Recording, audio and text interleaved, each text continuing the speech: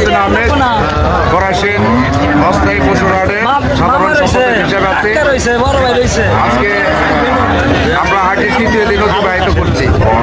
ইনশাল্লাহ এখানকার ক্রেতা বিক্রেতা এবং প্রান্তিক কৃষক তাদের সেখানে গরু বাছুর গবাদি পশু বিক্রি করে অত্যন্ত স্বাচ্ছন্দ্য বোধ করছেন এবং ক্রেতা এবং বিক্রেতারা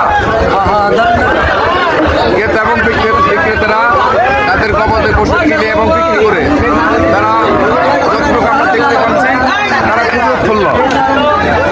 আজকে আমি এতটুকু শুধু বলতে চাই, টাঙ্গাইল সদরে আমাদের মাননীয় এমপি মহোদয় প্রধানমন্ত্রী বাংলাদেশ সরকারের মাননীয় মৎস্য প্রাণী সম্পদ মন্ত্রণালয়ের প্রতিমন্ত্রী জনাব সুলতান টুকু ভাই এই হাটে একটি কৃষক সমাবেশে করেছিলেন এবং তিনি সেখানে অঙ্গীকার করেছিলেন যাতে এই হাটটা প্রান্তিক পর্যায়ের মানুষরা এখানে গরু বাছুর গবাদি পশু বিক্রি করে তারা স্বাচ্ছন্দ্য বোধ করতে পারে, সেই হিসেবে তিনি এই হাটের অনুমোদন দিয়েছেন।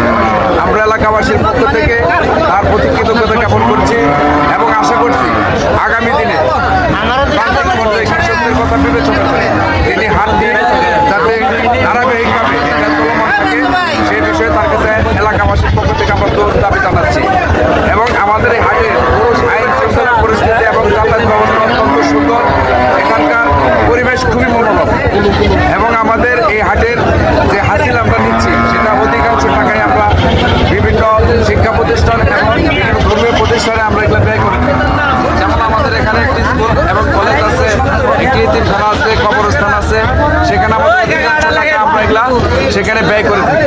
তো আমি অত্যন্ত আনন্দিত যে এখানে মানে ব্যাপকভাবে আমরা সাড়া পাচ্ছি, ব্যাপকভাবে গবাদি পশু ক্রয় বিক্রয় হচ্ছে।